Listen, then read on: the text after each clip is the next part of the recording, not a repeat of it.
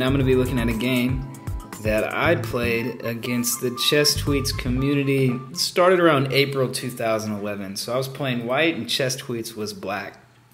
So I opened with e4 and they were playing the Sicilian, and now after a6 this is the Najdorf variation. So there's a lot of white can really play a ton of moves here. I mean, bishop c4, bishop g5, whatever, the list goes on. So bishop e2 is kind of an old fallback of mine, I guess. So e5, knight b3, and now bishop e7. So pretty normal stuff here.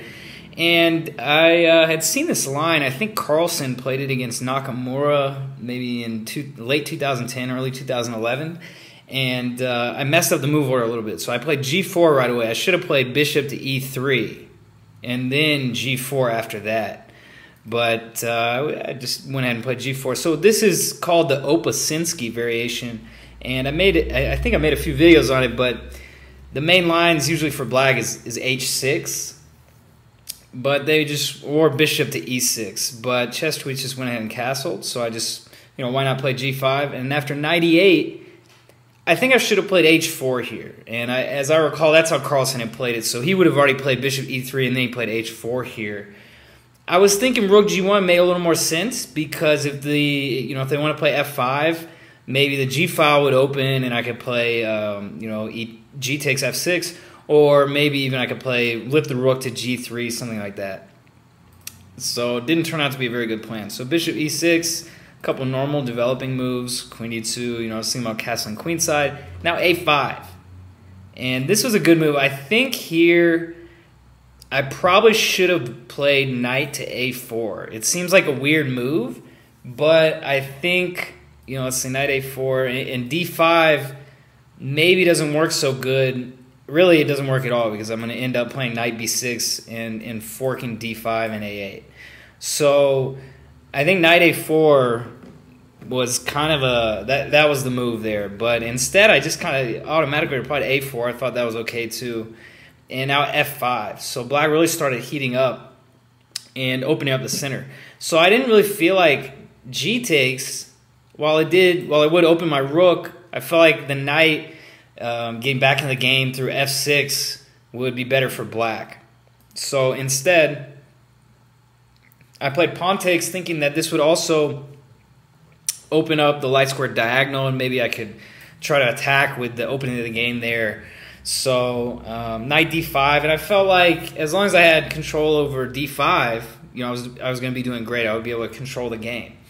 So now I'm thinking maybe bishop to b6 is coming, but now knight b4 was a really good move by black, because bishop b6 doesn't really do anything. I mean, it just check. I got to move my king probably here, and then the queen just moves, and my position is really kind of in shambles already. So did not see knight b4 coming, so it was definitely a good move, the pawn sack. But it wasn't really sacking a pawn. I mean, if I take the pawn immediately, then just d5, discover attacking my queen, and then d4 immediately, and black has got a killer initiative. So instead, I played bishop c4. Still thought it was okay. I was thinking control d5. The bishops are going to be having good pressure on the queen side, and maybe I can start trying to roll the a pawn. The problem with playing rook g1 earlier is that my king is really stuck in the center, and it can't even run now to g1. So the rook is, it'd be better maybe in some lines if I could, at the last second, I could castle kingside if I played h4 earlier instead of rook g1. So now queen d7, and so a4 is under attack. If queen takes b4, I think just knight c7, and I'm in some problems. Maybe something like this. I think black is going to get a very good initiative for it. So I didn't really want to go into that. So instead of taking the pawn, I thought a5. This goes in line with my plan as far as trying to play a little more slower positional style and try to have the bishops backing up the a pawn going forward. So now rook c8, definitely a good move. Immediately introducing the threat on c2. So here I could have, I looked at c4, but then I thought en passant and after takes queen b5, and now black is starting to get some pretty dangerous stuff going because these pieces are starting to feel really loose in the center. And here I just don't know because the rook is just misplaced. And even if h4 had been played before, now I could play a move like h5 and lift the rook to the 4th rank, to h4, and maybe it could swing over to defend. So h4 is definitely the move in this variation. Rook g1 is not the right way to play. And here maybe even a6 I was thinking, but after takes, rook a5, queen d3.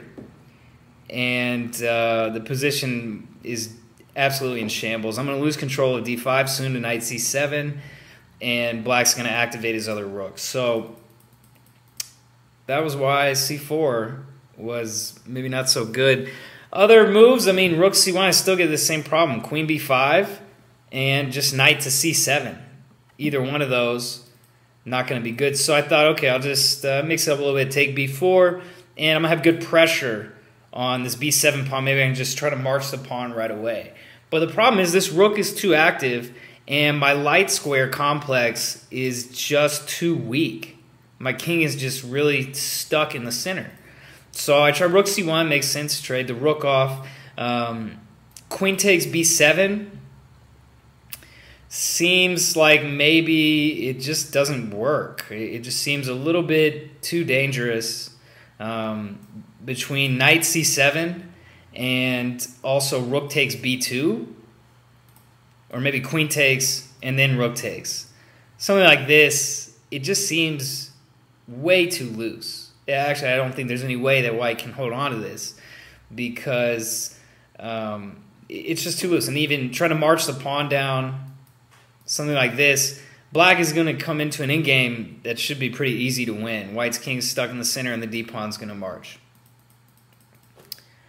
So, here, yeah, I guess I didn't look far enough because, also bishop takes, d5 would just be crushing at any point if black can play it and hit the queen and then play d4 the next move. So I tried rook c1, just try to trade off that active rook, and now knight c7, so an awesome in-between move. Rook takes just runs into knight takes d5, or even bishop takes.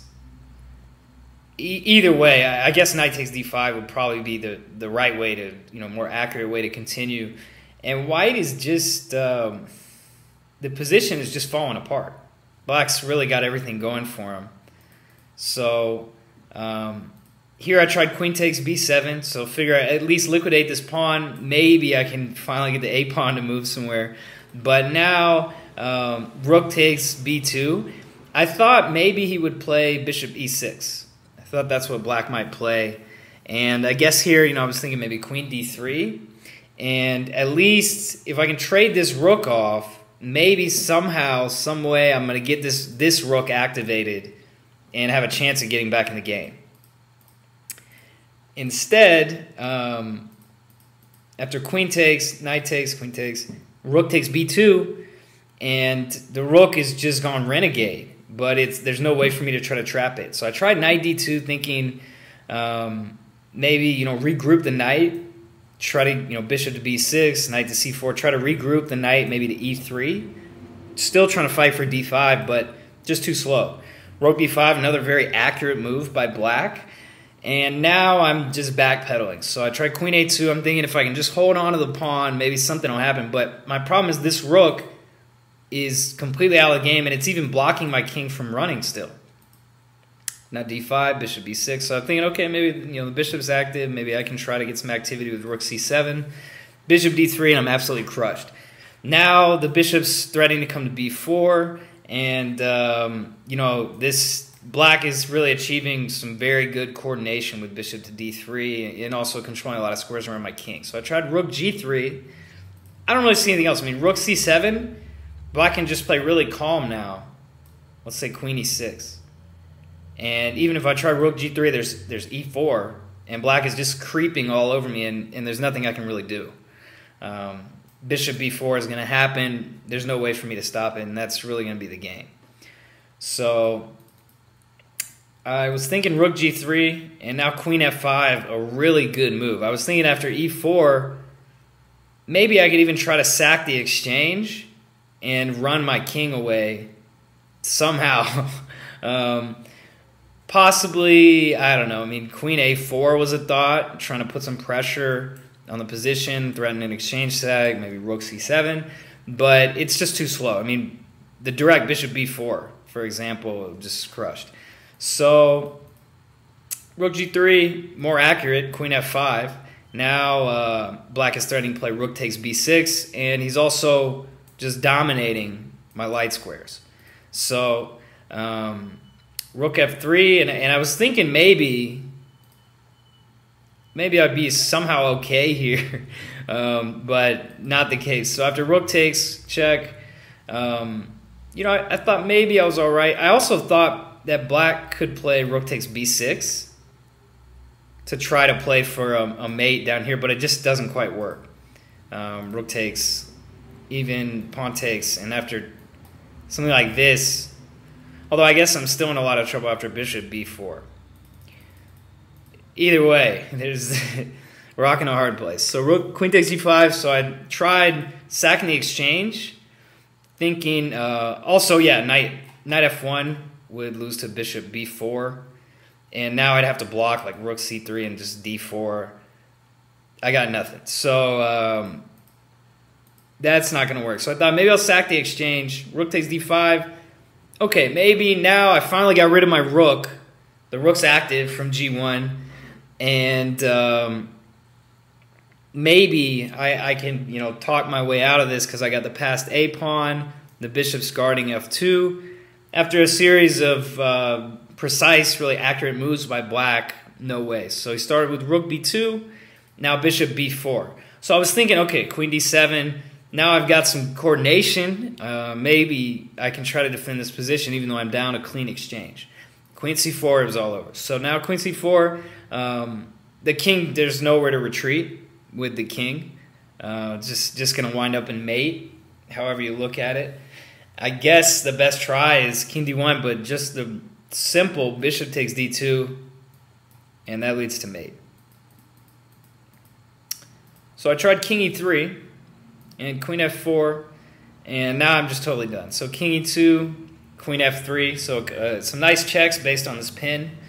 And so here I just resigned because every move pretty much leads to mate. King f1, just bishop takes, and rook b1 is going to lead to mate.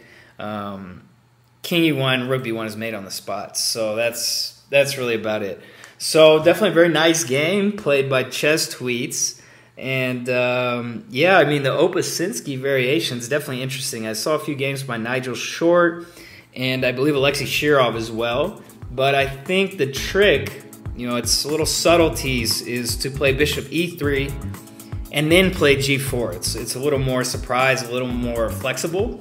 And if you can play g5, to play h4 to reinforce it instead of rook g1. So a good game, however you look at it. So this is Will Stewart from OnlineChessLessons.net, and thanks for tuning in.